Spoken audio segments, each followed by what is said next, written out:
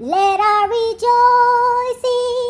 rise high as the glistening skies. Let us march on till victory is won.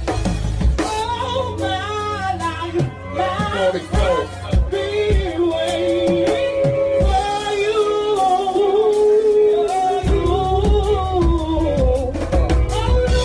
Look how you do.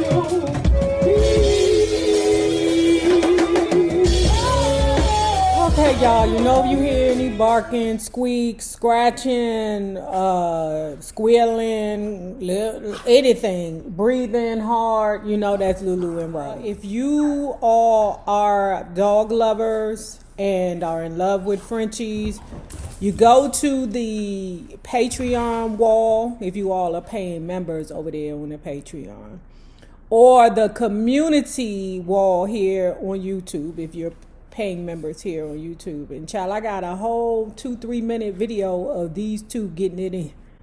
Okay? And it's always the baby who starts the drama. But anyway, Lord.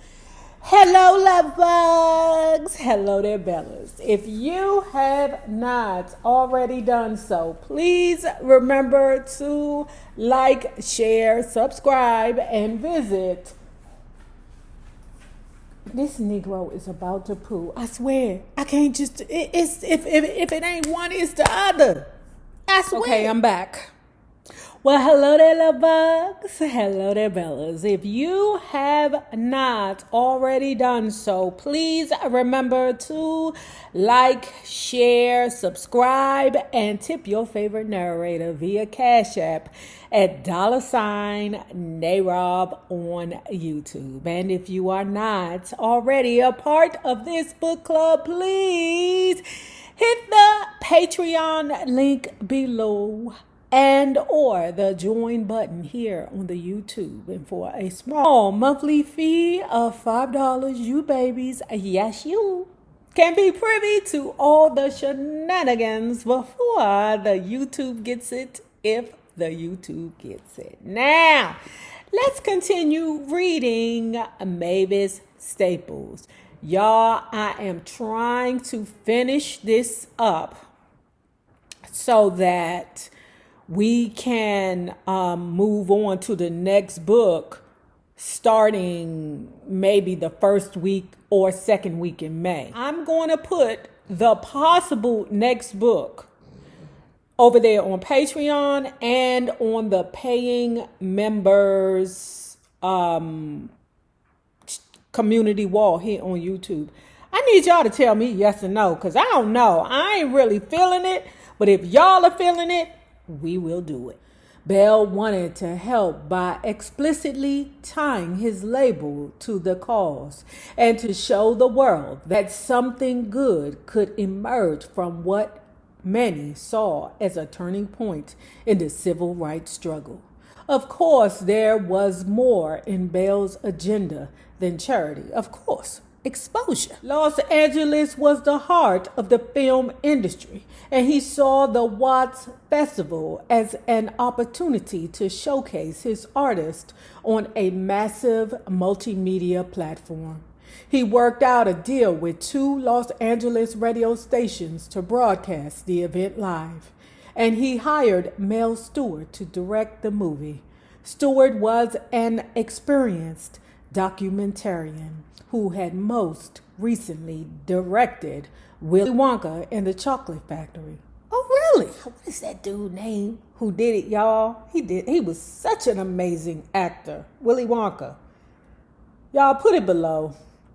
Why can I remember his wife, Gilda Radner, but I can't remember him? Y'all know girl, please excuse the foggy brain or the brain fog, but God, Gene Wilder. To give the music texture and context, he suggested trying in a concert performance with voices of ordinary people and a few actors. From the streets of Los Angeles, an up-and-coming comedian named Richard Pryor was hired to serve as the MC for the Greek chorus of ghetto commentators. Stuart, who was white, in turn, worked at Bell's behest with a crew and staff that was largely black.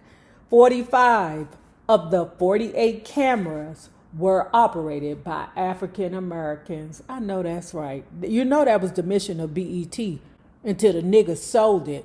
Wait a minute, they sold it to the whites and then Tyler Perry's brought it back. So Tyler Perry, Byron Allen, and Puffy tried to buy BET back from, I think Paramount owns it now. But anyway, they started out with a black man. Then he sold it in 2000 to a company, and then a bigger company took over. And then the black folks tried to buy it back from the white folks.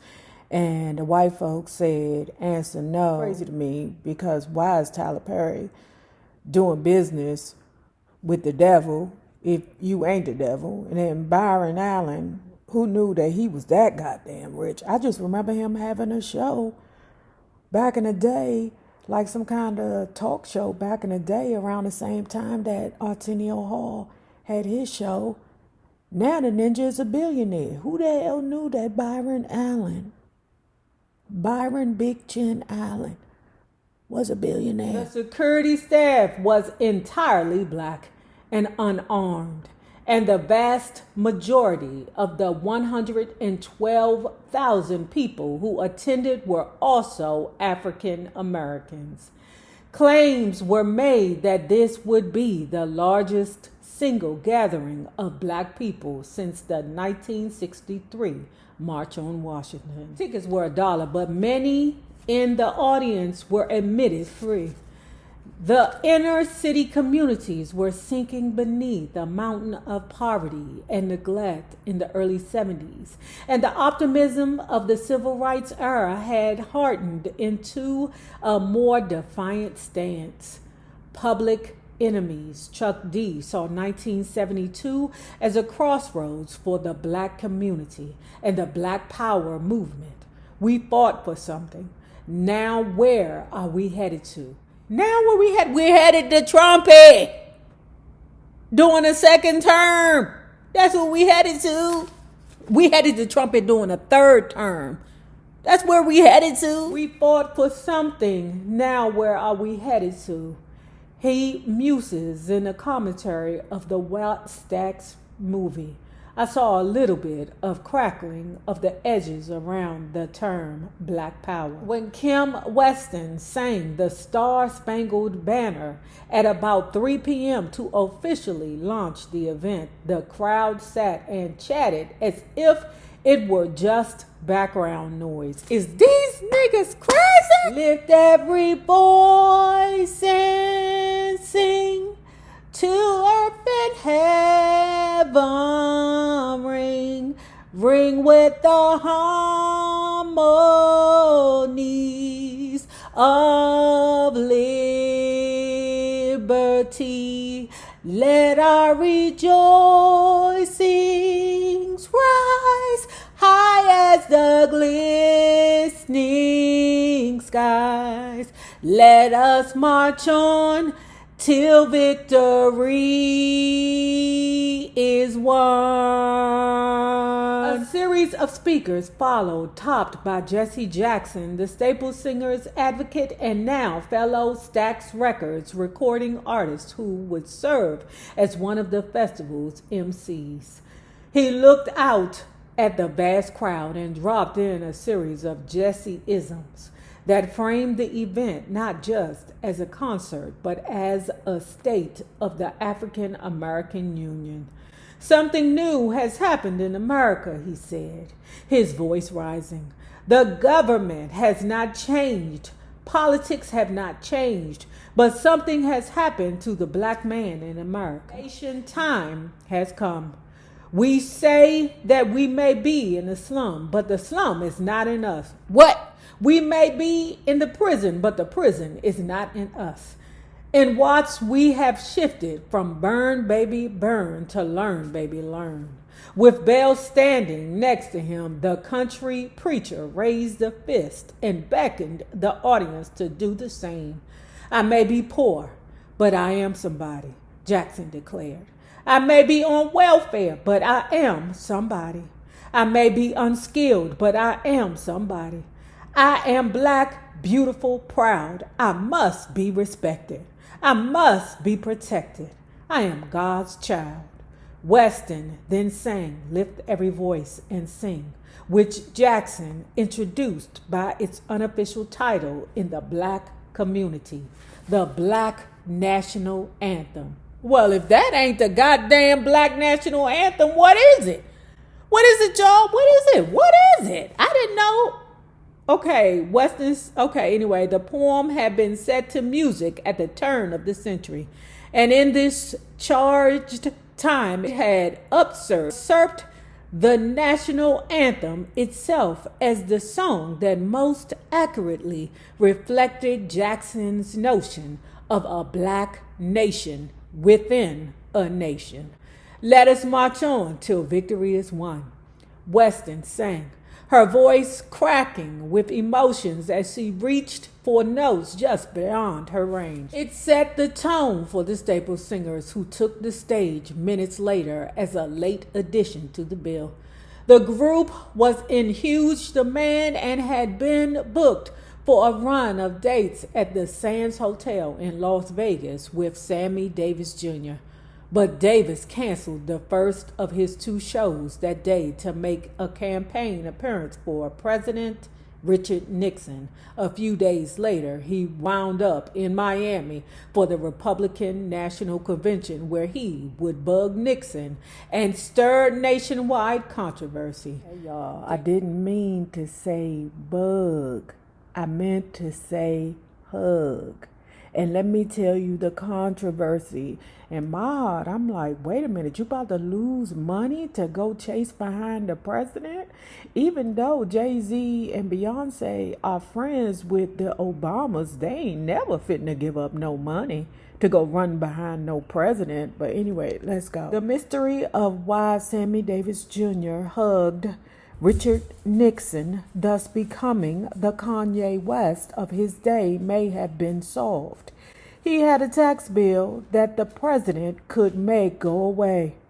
The acclaimed actor and director has been investigating Davis's past for a forthcoming musical on the American that he is to direct at the Lyric Hammersmith Theater. Peter said he wanted to redeem Davis and explore the context in which he took many of his controversial decisions, including lending his support to a president many others in the black community thought was racist. No wonder they called him the Kanye West of his day. Davis's last minute change for plans freed the Staples to fly to Los Angeles that morning in time for WattStax. The group's performance was further complicated by the absence of Yvonne, who was back home in Chicago, recovering from appendix surgery. Yet even though they were at less than full strength, the Staples singers proved to be a potent introduction to the day's 6-hour feast of music. Pops, Mavis, and Cleotha surely recognized what the festival represented, not just to them and their label, but to African Americans. We felt it was a good song to sing at the event, Mavis told the Guardian newspaper. With Pops saying there was a time I wished my hair was fine. Well, no, not anymore. We want our hair the way we came here with it, nappy.